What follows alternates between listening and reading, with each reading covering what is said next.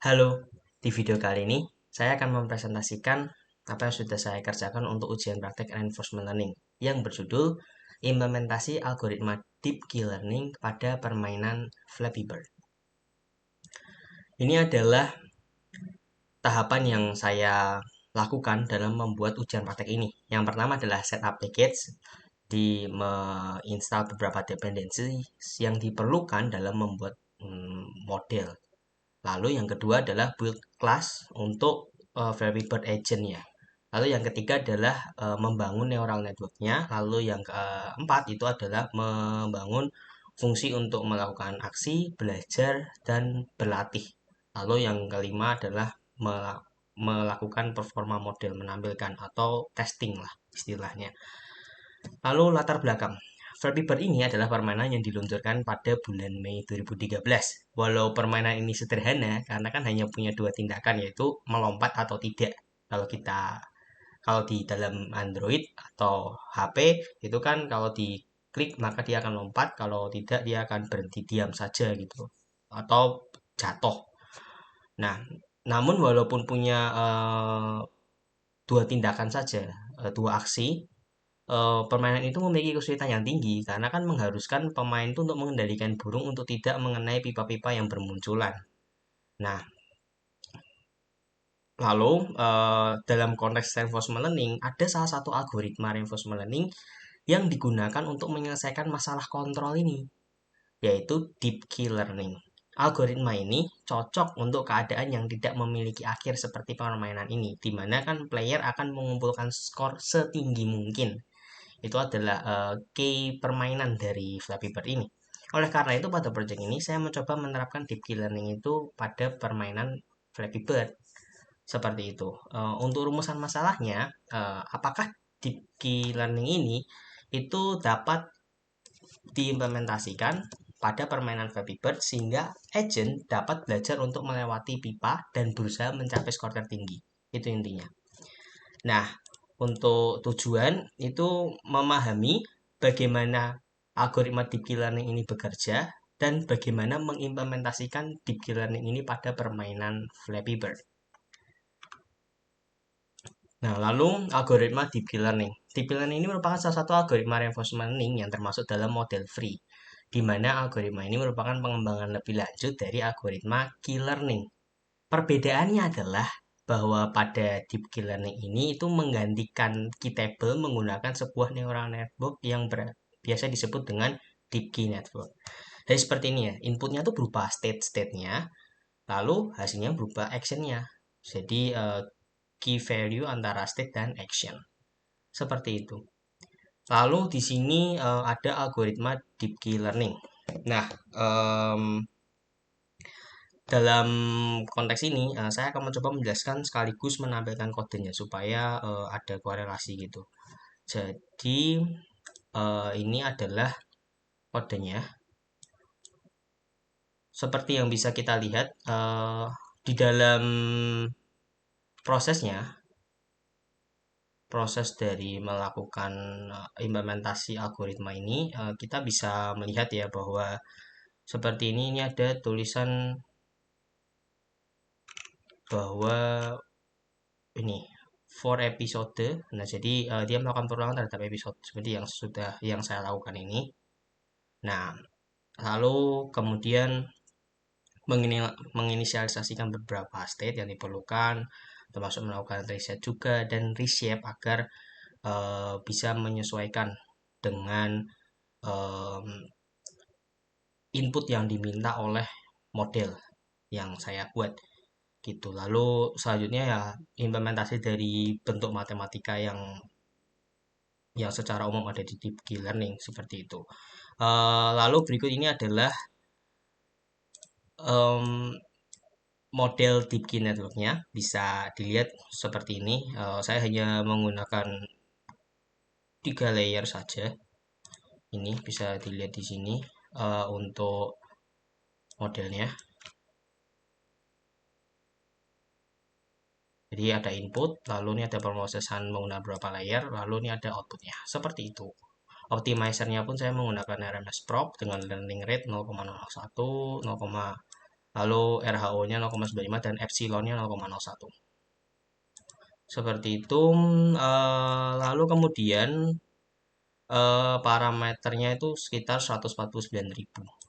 Nah, untuk reinforcement learning elements-nya di dalam permainan Flappy Bird ini ada beberapa. Contohnya, eh, state-nya itu berupa posisi burung, posisi pipa, lalu jarak antara burung dengan pipa, dan bahkan kecepatan burung itu termasuk dalam state pada permainan Flappy Bird ini.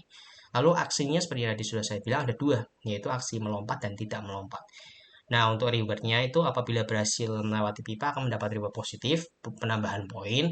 Tapi kalau menabrak pipa di kode itu saya set minus 100, artinya selesai, permainan berakhir gitu.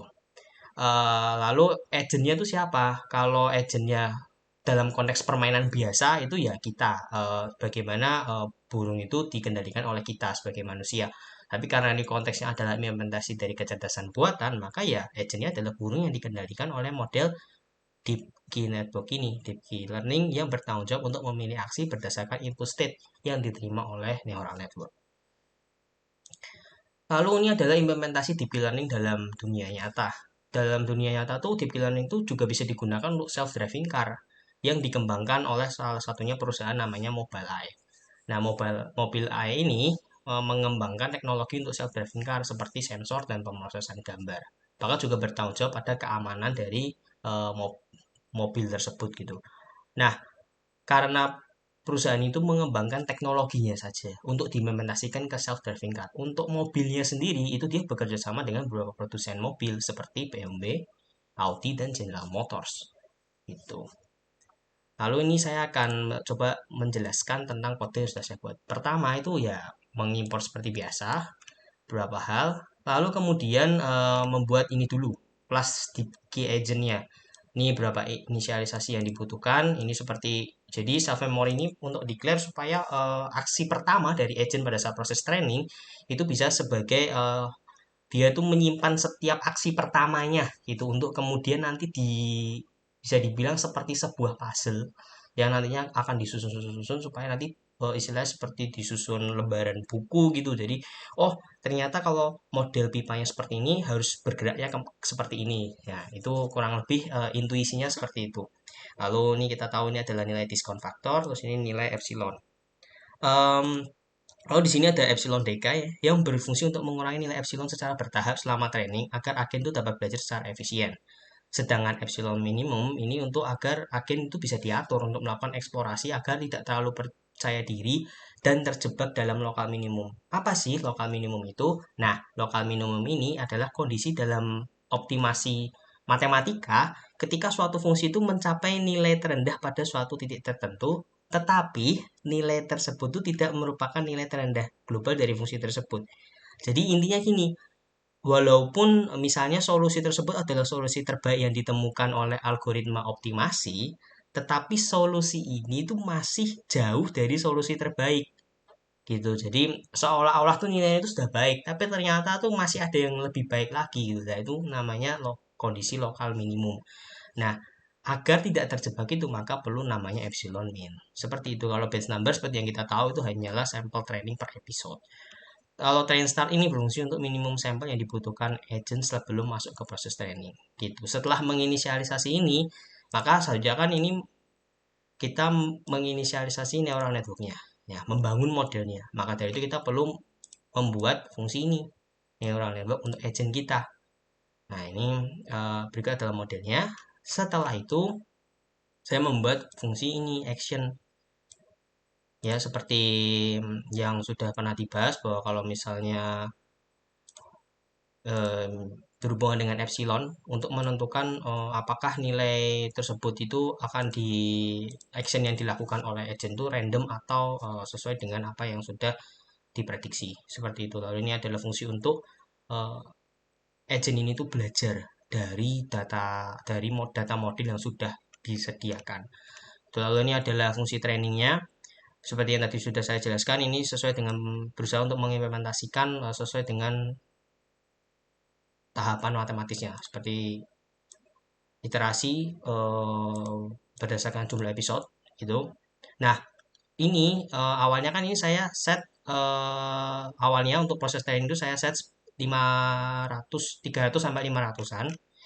Nah, tapi dengan syarat seperti ini, bisa kita lihat bahwa if skornya 130 artinya dia akan melakukan tren, misalnya katakanlah saya memilih episodenya 300. Nah, dia itu akan ngetren terus selama 300 itu. Tapi kalau misalnya diiterasi ke 100 atau 200 tuh saya sudah mendapatkan skor lebih dari sama dengan 130, misal dalam konteks ini saya tentukan seperti itu, maka dia akan melakukan penyimpanan model ini. Gitu. Penyimpanan model ini supaya apa? Supaya kalau misal menjalankan performa kita mau melihat hasil testing ya tinggal panggil model ini aja gitu. Nggak usah em, melakukan proses training lagi gitu. Jadi kalau mau hasilnya semakin baik ya episodenya ditambahin, dibanyakin dan skornya ini dibanyakin gitu. Saya pernah melakukan eksperimen kemarin itu dengan episode 1000 itu lama banget, itu hampir 6 jam dan itu bisa mencapai skornya tuh bisa mencapai 200 gitu dan skor ini berguna banget karena semakin besar skornya artinya semakin baik performa model yang kita hasilkan. Nah, di dalam kode ini tuh terdapat perbedaan ya. Jadi saya ada terdapat reward dan skor. Nah, kalau reward itu merupakan penghargaan yang diberikan pada agent setiap kali dia berhasil melakukan sebuah tindakan yang baik ya. Dalam hal ini misalnya melewati pipa itu kan dia dapat reward. Nah, kalau skor ini itu tuh yang saya lakukan di sini implementasi skornya itu adalah bagaimana ini tuh bisa misalnya dia berhasil pindah dari satu state ke state yang lain. Nah, itu saya kasih skor gitu. Jadi untuk mengerti kasarannya seberapa jauh agent ini bisa bergerak dalam environment tersebut. Seperti itu. Lalu untuk proses trainingnya, ini saya punya gambaran screenshotannya. Jadi seperti ini ya. Ini per batch-nya. Jadi dalam episode itu kan tadi dari beberapa batch gitu. Nah itu seperti ini proses trainingnya. Jadi nanti model ini belajar jatuh, terus nanti bangun lagi. Dan ini mulai dari awal lagi seperti itu. Nah lalu ini saya akan mencoba untuk implementasinya. Di sini saya setting performanya tuh dua, range-nya dua artinya cuma dua kali percobaan saja itu supaya mempersingkat waktu karena ini dalam bentuk video. Namun saya juga menyediakan kode di sini bahwa di sini seperti yang kita lihat bahwa satu artinya apa? Ini akan terus mencoba terus looping looping terus dari mengumpulkan skor tertinggi lah gitu. Berhentinya kalau apa ya? Kalau misal kita berhentikan dalam kasus ini kalau di Windows ya kita bisa klik Ctrl plus C gitu. Cuman karena ini untuk demo video maka saya hanya menggunakan ini range-nya dua saja. Seperti itu.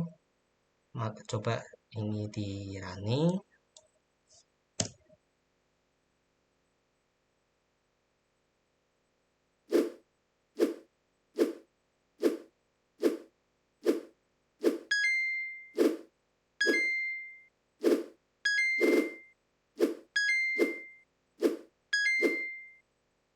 Nah, jadi karena nabrak pipa maka ulangin lagi dari awal. Nah, ini mencoba lagi.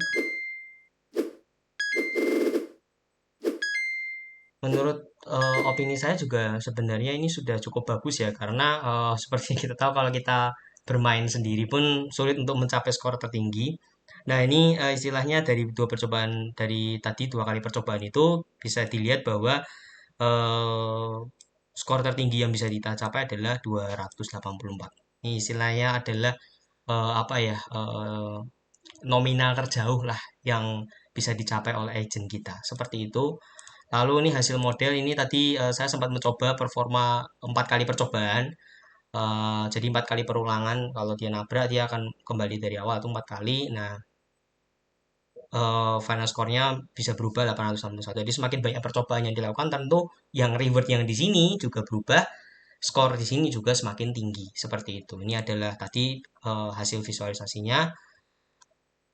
Oh ya, untuk menambahkan bahwa ini saya untuk environment-nya saya memakai Flappy Bird underscore gym.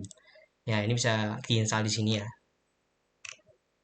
Jadi sudah ada yang pernah membuatnya dalam Pygame, jadi saya tinggal menginisiasi environment-nya saja tanpa perlu membuatnya dari awal.